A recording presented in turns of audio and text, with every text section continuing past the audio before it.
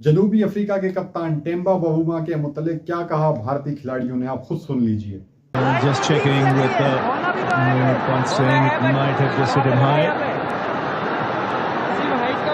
So they go with that. दोस्तों, जैसा कि आपने सुना कि भारतीय खिलाड़ी ऑन फील्ड कहते हुए दिखाई दे रहे थे कि यार हाइट चेक कर ले, ये तो बोना भी है, इसका कोई पता नहीं चलना, ये वो। उनको मुसलसल बोना छोटे कद का एक कमेंट्स पास कर रहे थे, जो कि बहुत ही एक गलत कमेंट है। नो डाउट कि इस तरह के कमेंट्स जो है कई टीमों की जानिब से पहले भी पास किए जा चुके हैं, लेकिन माजी की बातें माजी में रह जाएं, आज की बात आज की जाए। आज ज़्यादा अवेयरनेस आ चुकी है, तो आज के ज़माने में इस तरह का कमेंट यकीनन एक शर्मनाक कमेंट है। टेम्बा बवुमा को बोना कहने वाले आज खुद जो है वो छोटे कद के बन के रह गए, जब उस दिलेर बवुमा ने, उस अफ्रीका के बवुमा ने, लॉर्ड बवुमा ने भारतीय टीम को नाकों चने चबवा दिए। भारतीय टीम जो कि बहुत ही अपने घर पे घमंड के साथ मैदान में उतरी थी कि पहली बारी में जनूबी अफ्रीका को हमने जल्दी आउट कर लिया, और दूसरी बारी में खुद भी इंडिया की टीम जल्दी आउट हो गई, लेकिन कुछ रन्स की लीड वो ले गई थी।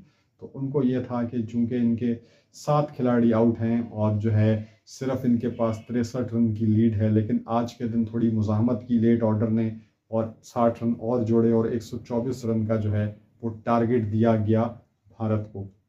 भारत की टीम जब बैटिंग करने आए तो जायसवाल, बहुत उनके मुतालिक बातें होती हैं, बड़े टैलेंटेड प्लेयर भी हैं, लेकिन आउट हो गए। केएल राहुल आउट हो गए, ध्रुव जुरेल, समझ नहीं आता ये ऐसा प्लेयर इंडियन टीम में क्या कर रहा है, क्या इंडिया के पास और बेहतर खिलाड़ी नहीं है। खैर, जुरेल भी आउट हो गया।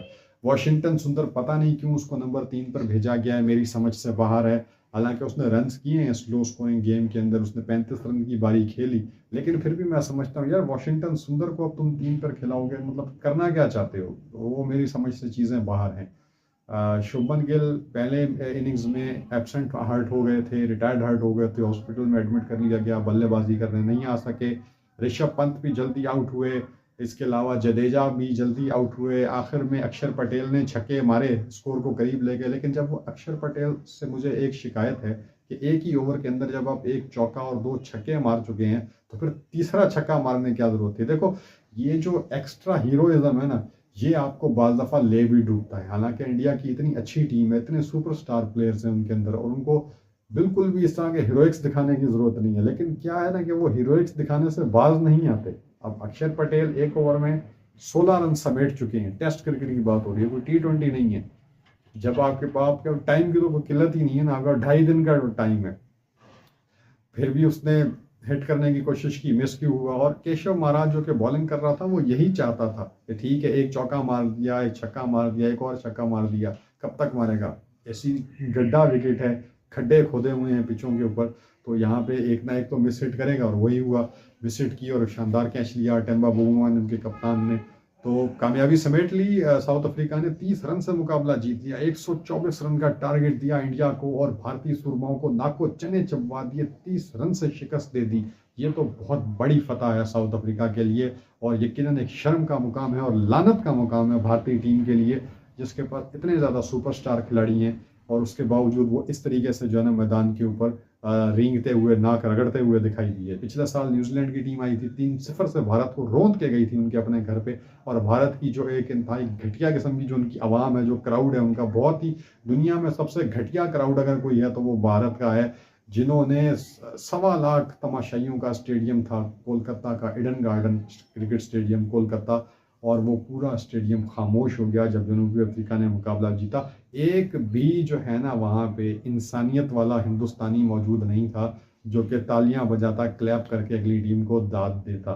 तो ऐसा ये घटिया क्राउड है, दुनिया का सबसे घटिया क्राउड जो है वो भारत का है, और भारतीय क्राउड की जो इडियोसिटीज़ हैं वो कहें कि ख़त्म होने का नाम ही नहीं लेती हैं।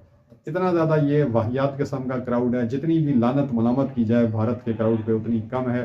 वो दिखा देते हैं, 1.25 लाख में एक भी भारतीय ऐसा नहीं था जो क्लैपिंग करके उनको दाद देता। तो जनाब अली, भारत की जो मुश्किलात थी वो और बढ़ चुकी हैं।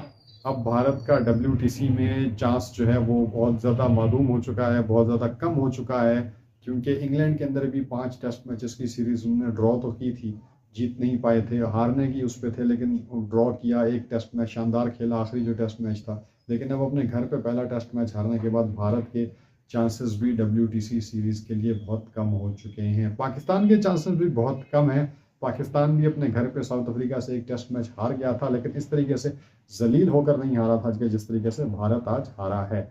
तो बहरहाल पाकिस्तानी टीम का तो अभी टेस्ट क्रिकेट का सफ़र बहुत दूर है, लेकिन भारत का अब देखते हैं अगले टेस्ट मैच में भारतीय खिलाड़ी क्या करते हैं। ये टेस्ट तो भारत ने बहुत वाहियात तरीके से खेला है, जिस तरह का टैलेंट भारत के पास मौजूद है, लेकिन टीम सिलेक्शन बहुत घटिया करते हैं। हमेशा इनकी टीम में कोई 2-3 खिलाड़ी जो होते हैं वो मेरिट पे नहीं होते, वो सिफारिश कह लो आप, या किसी और तरीके से उन्होंने जुगाड़बाजी करके टीम में जगह बनाई होती है, या फिर सेलेक्टर्स ने कोई ब्लंडर किया होता है किसी स्टार प्लेयर को, डिजर्विंग प्लेयर को बाहर रख के, और टीम के अंदर किसी छछुंदर को भरा होता है, तो वहाँ से मामला ख़राब होते हैं। इस टीम में भी मैं समझता हूँ ध्रुव जुरैल वगैरह इस तरह के खिलाड़ियों की कोई जगह नहीं है, कोई गुंजाइश नहीं है, क्योंकि भारत के पास टैलेंट में बहुत बड़े बड़े नाम जो हैं वो बाहर बैठे हुए हैं, तो उनको खिलाना चाहिए और ये जुरेल शुरेल से परहेज करना चाहिए। तो अब देखते हैं कि अगले टेस्ट मैच में भारत क्या करता है। इस टेस्ट मैच में तो भारत ने अपनी कबर खुद खोद दी, इतनी स्पिनिंग ट्रैक बनाया कि स्पिन फिर इनसे खुद भी नहीं खेली गई, ना स्पिन खेली गई ना फास्ट खेली गई, बहुत ही खड्डे किस्म की विकेटें बनाई, इतने बड़े बड़े खड्डे बनाए विकेटों पे, और बहुत ज़्यादा उन खड्डों में खुद ही फंस के रह गए। तो भारत की क्रिकेट कोलकाता के ईडन गार्डन क्रिकेट स्टेडियम के अंदर दफन होकर रह गई, खड्डों में दफन कर दी आज लॉर्ड बवुमा ने। तो आखिर में हम सलूट पेश करते हैं लॉर्ड बवुमा को, जिन्होंने इतनी शानदार परफॉर्मेंस का मुजाहरा किया, और बवुमा जैसे इंसान को बोना कहने वाले, जो कि हकीकत में खुद बहुत ही छोटे कद के और छोटी इंसानियत के लोग हैं, चाहे वो बुमराह हो, ऋषभ पंत हो, ऐसे खिलाड़ियों को डूब मरना चाहिए शर्म से, उनके लिए शर्म से डूब मरने का मुकाम है कि इतने अजीम खिलाड़ी को इस तरह के घटिया अल्फाजों से उन्होंने जो है ना मुखातिब किया। तो बहुत ज़्यादा शर्म आनी चाहिए। और आईसीसी, जो कि अब देखते हैं कि आईसीसी इस हवाले से कोई एक्शन लेता है या नहीं, मेरा ख्याल से आईसीसी को इस हवाले से ज़रूर कोई ना कोई सख्त एक्शन लेना चाहिए और इस चीज़ को एक मिसाल बनाना चाहिए, ताकि दोबारा जो है ना ऑन फील्ड इस तरह की हरकतें ना की जा सकें। तो दोस्तों, हमारे चैनल को लाजमी सब्सक्राइब कीजिए, हमें सपोर्ट करते रहिए। Thank you so much. खुदा हाफ़िज़।